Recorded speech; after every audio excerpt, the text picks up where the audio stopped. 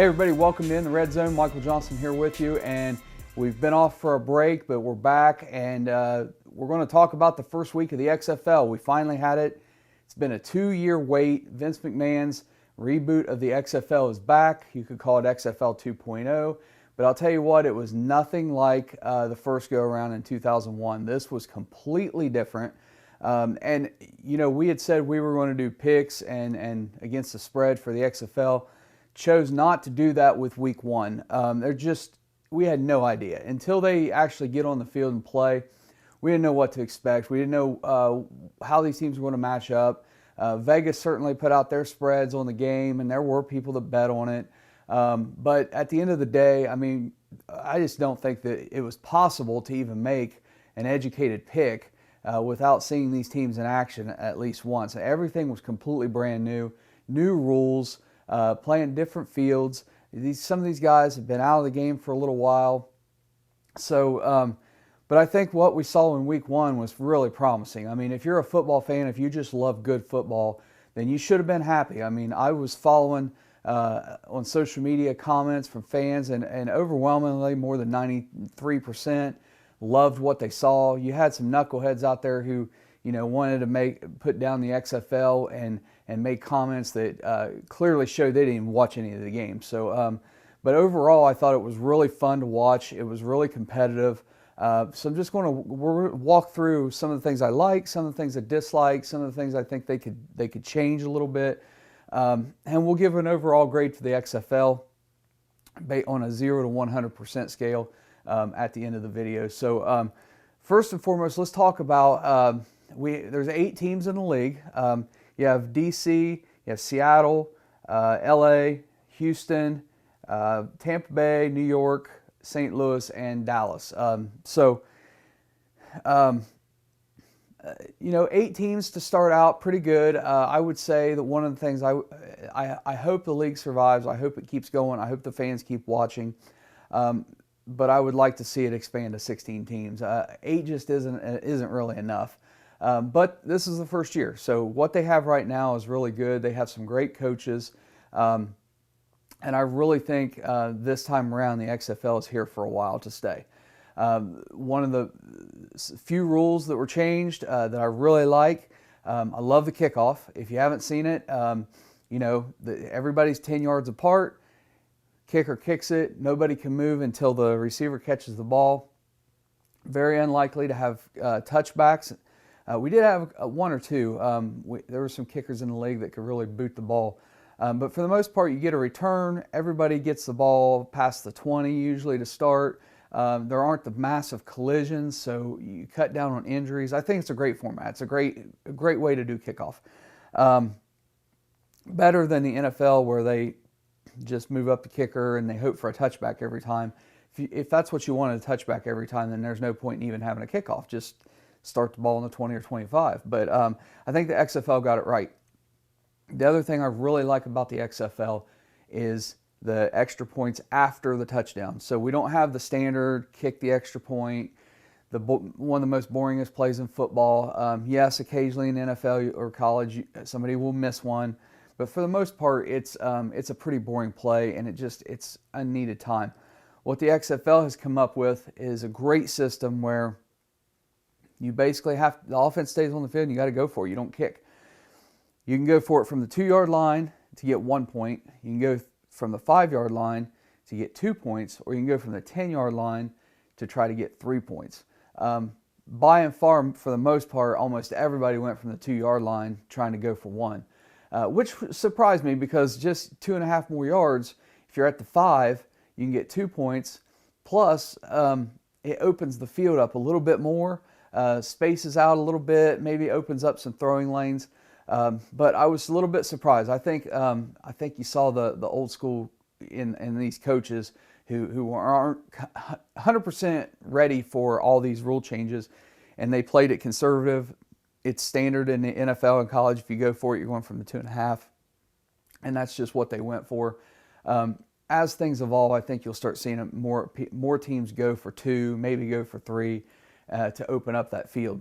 especially at Dallas. I think Bob Stoops eventually will move that way just because he's got that air raid, and you just, more space is better when you're throwing the ball like that. I loved the fact that there weren't a lot of replays. Replays slow down and kill the game. There weren't a lot, but the ones that we did have, you get to listen in. You get to hear the officials talk about it. Like, well, is that, he's got 2 steps, he's starting a third, you know what, we just don't have, that's so close. You know what, we're just going to stick with the call on the field. I love it. I love it. I love hearing that. It was excellent getting to listen to that whole process. That's probably something you're going to see adopted in college and NFL soon. But great job, XFL. I think that's excellent, being transparent with the officials.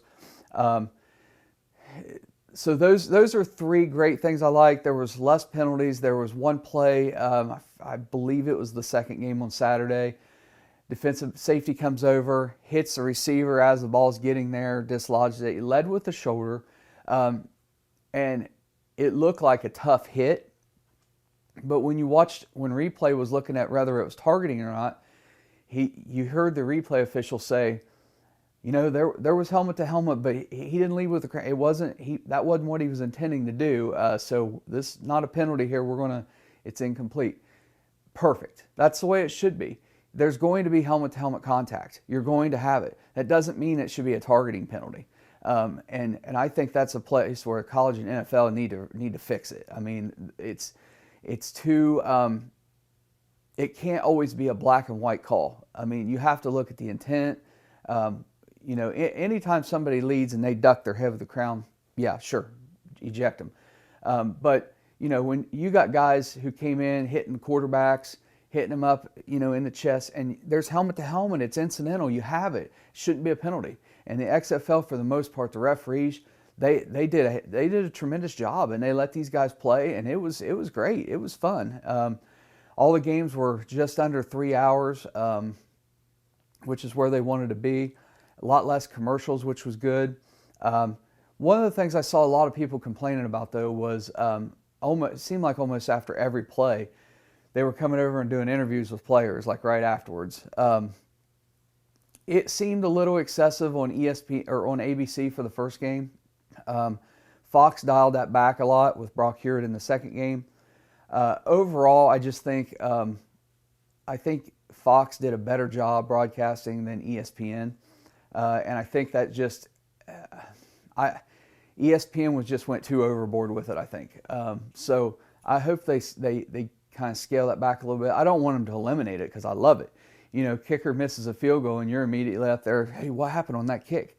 And you know, so oftentimes with college and NFL, you go the whole game and you know, you grab the coach right before the game, you grab him going into halftime, maybe coming out of halftime, you get at the end of the game, post-game press conference, hey, what happened in the third quarter on that 3rd and 14 when you did, well, now we get it right then and there. And I know it's probably annoying for some of these players and some of these coaches, but it is so much better for the fans. And I love getting that instant analysis, instant reaction, rather than having it later. I just don't think you need to go over there after every single play. So I hope they can cut that back a little bit. First game with the DC Defenders, you know, they beat the Seattle Dragons 31-19. Game was in Audi Field in DC. I'll tell you what, that was the perfect game to kick off the XFL. Not just because of the matchup and the great gameplay, but that field, there was a huge difference watching the game on TV being played in that MLS stadium versus these other games that were being played in these massive NFL stadiums or in Houston where the Cougars play. And, you know, all these teams had roughly the same amount of attendance. But when you watched the game in DC, it looked like a full-packed stadium. It looked like more people. You start watching games, the Dallas game, the Houston game, on TV, it didn't look like hardly anybody was there. But there was. I mean, it's set between 17,000 and 20,000 people, and that's great for the XFL. But the optics were pretty bad. I think even in Dallas, you know, playing at Ranger Ballpark, that didn't look good on TV. I really think the XFL needs to scale down a little bit as far as where they play. I know it's too late for this season, but those MLS stadiums, the way they're built square, perfect. That's a perfect venue for for the XFL until they grow and outgrow those facilities. You know, I was planning to go down to the Dallas game. For various reasons, I didn't get down there. But I will say that looking online, the ticket prices for XFL games, awesome XFL, awesome. I hope you stick with it, even if you grow in attendance and stuff. I really hope you keep that ticket scaling because it's really affordable. It's reminds me of going to a minor league baseball game. You can take a whole family and not have to take out a second mortgage on your home. Obviously, I'm exaggerating a little bit, but you know what I mean. I mean, it's very affordable, and if you love just watching great football and you know, go have a beer and watch a game, it's perfect. So I think they hit the nail on the head with the pricing of their tickets. Don't know what the concession stand was like. I'm sure it was still pretty outrageous, but overall, I think that was a win. I think some of the players they had. Okay, so you know, a year ago the Alliance of American Football launched AAF. Got to tell you, one, it was boring. Two, the announcers were terrible. Three, you couldn't find the game. It was like one game on CBS Sports Network, but you had Bleacher Report Live, some of these other places, which I could never even find the games. And so what was the point? XFL is on Fox, FS1, ESPN, ABC. Perfect. You know where to find it, easy to find. The gameplay was incredible, and Fox and ESPN brought out really good announcers. I mean, I think they hit the nail on the head with that. It wasn't their superstar A-list guys, which is fine, but you know, Joel Klatt for Fox, he was on the second game Saturday, and he did a great job. His partner did a great job. McElroy and all those guys in the first game did a great job. So it was it was professional. It didn't feel like a B league. It felt like real professional football. The quality of the productions was really good. Although I will say in the Dallas game at the end, that last game, I don't know if they couldn't afford a Steadicam operator or what the deal was, but they had so many guys hand holding their cameras running out on the field, and it was so jarring and shaky, and it just was, for me, I couldn't hardly take it. It was kind of making me sick, some of those shaky shots. The other games, they all had Steadicam operators, and I think they need to get Steadicams for all the games if they're going to have a camera on the field to keep it, you know, keep the production quality up. Let's run through real quick the final scores of some of these games. So you had DC defeating Seattle 31-19. You had Houston rolling over at LA, the Wildcats 37-17. That was a good game. The New York Guardians, tremendous defense, man. Those guys, I mean, that's a good football team. Matt McGloin, the quarterback, that's a team to watch. Really good. They beat Tampa Bay 23-3. Tampa Bay struggled. I mean, Aaron Murray, quarterback, they got to fix some things. They've got some problems there, so we'll have to see what they can do in week 2. And then the last game was an interesting, the St. Louis Battlehawks against the Dallas Renegades.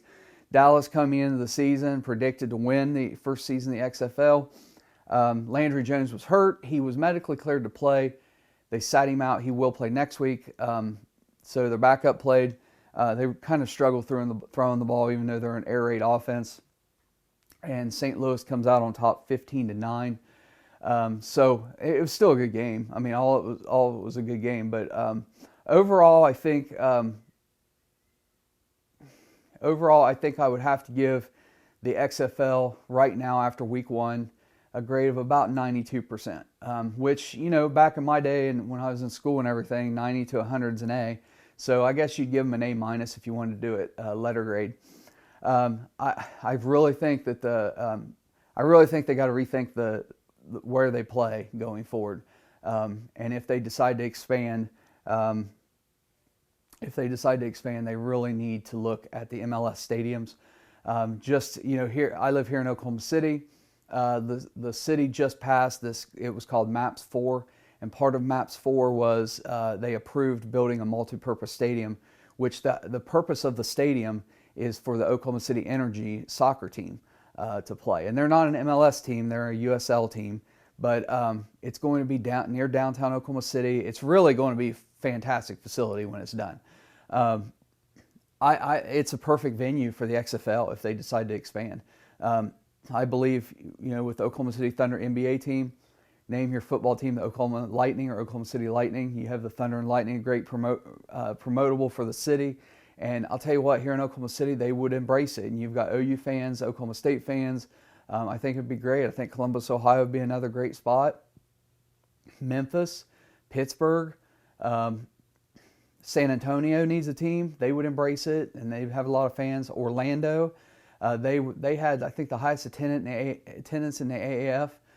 Orlando fans are going to show up in droves if you have a team in Orlando. So I think they need a team there, and they need a team in Las Vegas.